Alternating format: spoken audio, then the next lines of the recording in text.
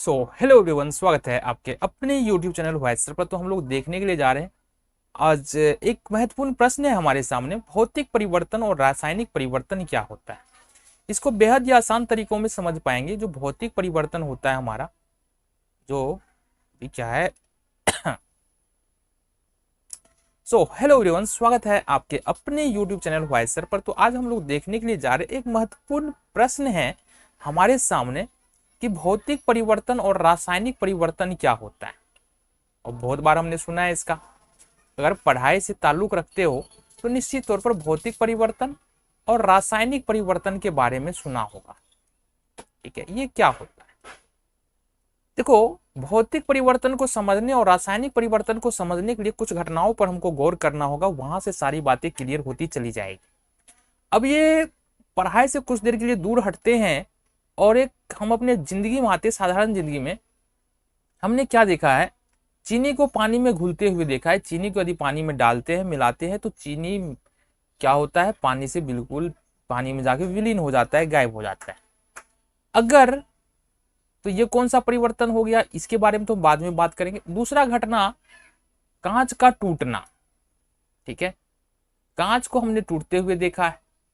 तीसरा घटना है बर्फ का जमना। बर्फ को हमने जमते हुए देखा है। इस तीनों घटना में क्या कॉमन चीज है? अगर हम पानी में चीनी मिला सकते हैं ना, तो चीनी को फिर पानी से अलग भी कर सकते हैं। अगर हीट करेंगे, हीट देंगे, तो गर्म करेंगे, धीरे धीरे पानी वाष्प बन के उड़ जाएगा और हमको चीनी प्राप्त हो जाएगा। अगर कांच को तोड़ सकते हैं तो फिर से इसको पिघला करके फिर से इसको कांच बनाया भी जा सकता है।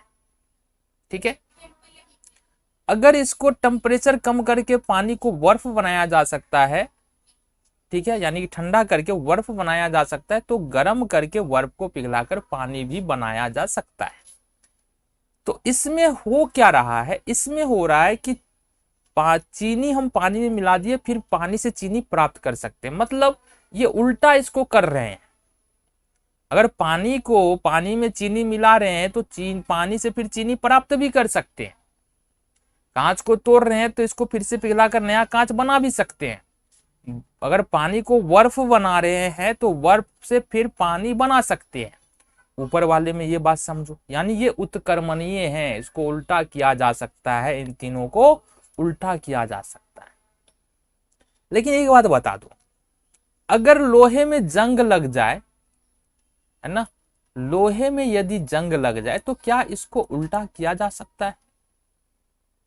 जवाब होगा बिल्कुल नहीं किया जा सकता है। लोहे में जंग लगता है तो उसका ऊपर वाला परत खराब हो जाता है, इसको ठीक नहीं किया जा सकता है। दूसरा उदाहरण देखो यहां से, अगर दूध से दही बन रहा है, दूध से दही बन रहा है, तो क्या दही से दूध बनाया जा सकता है? जवाब मिलेगा बिल्कुल भी नहीं मिलेगा, बिल्कुल भी नहीं बनेगा। यानी दही से दूध नहीं बना सकते। तीसरा है यहां पर, अगर मान लो हम कागज को जला रहे हैं, कागज को जला रहे हैं, तो क्या जले हुए कागज से फिर पुराना कागज जो व्हाइट कलर का था वो प्राप्त किया जा सकता है? फिर जवाब मिलेगा नहीं प्राप्त कर सकते। तो यहां भी एक बात समझ में आ रही है, ये जितनी भी घटनाएं हैं ये उत्क्रमणीय नहीं है। कहने का मतलब क्या है?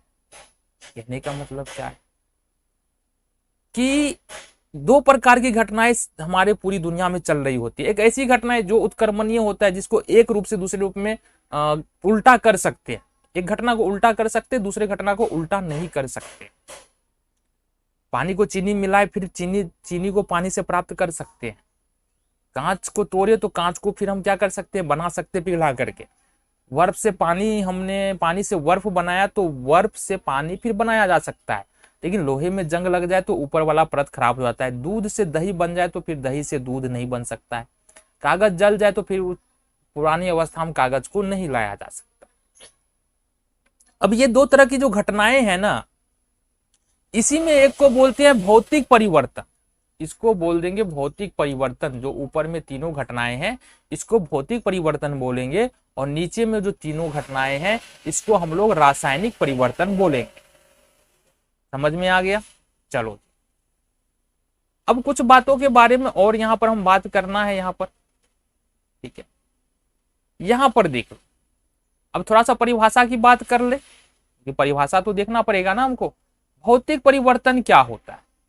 तो यहाँ पर देखो, पदार्थ में होने वाला वह परिवर्तन जिसमें उसकी भौतिक अवस्था में परिवर्तन होता है तथा उसके रासायनिक गुण अवस्था में परिवर्तन नहीं होता है, भौतिक परिवर्तन कहलाता है। कहने का क्या मतलब है?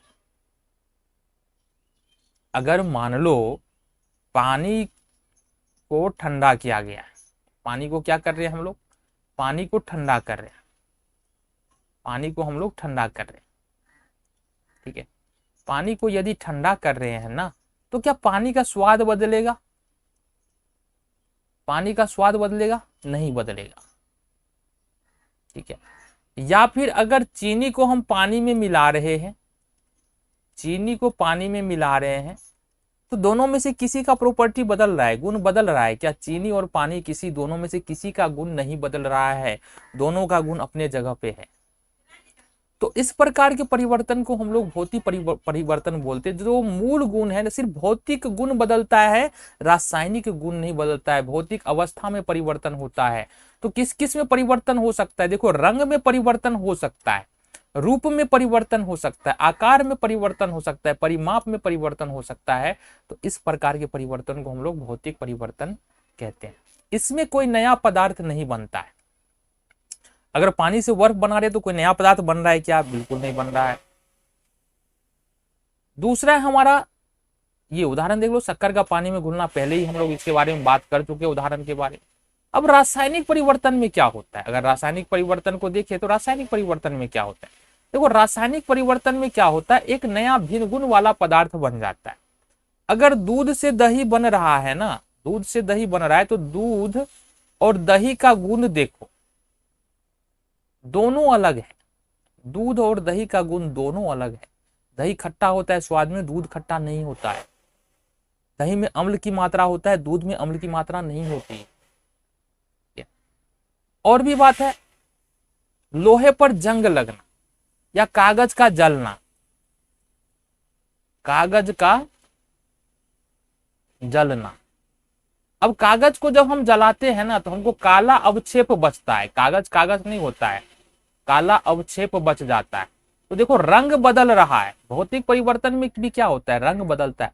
आगे जब हम पढ़ेंगे ना रासायनिक परिवर्तन के बारे में, अच्छे तरीके से 10th क्लास में हमको पढ़ना है, तो वहां पर हम बात करेंगे जब रासायनिक का अभिक्रिया होता है तो क्या क्या होता है। अभी समझ लो, कागज का यहाँ पर रंग बदल रहा है। साथ ही साथ यहाँ पर जब कागज को जलाएंगे तो CO2 गैस भी यहाँ से हमको निकलता, जो काला काला धुआं निकलता है ना, वो कौन सा गैस है? वो CO2 गैस, ठीक है। तो मोटा मोटी यहाँ से समझ में आ गया भौतिक परिवर्तन क्या होता है और रासायनिक परिवर्तन क्या होता है।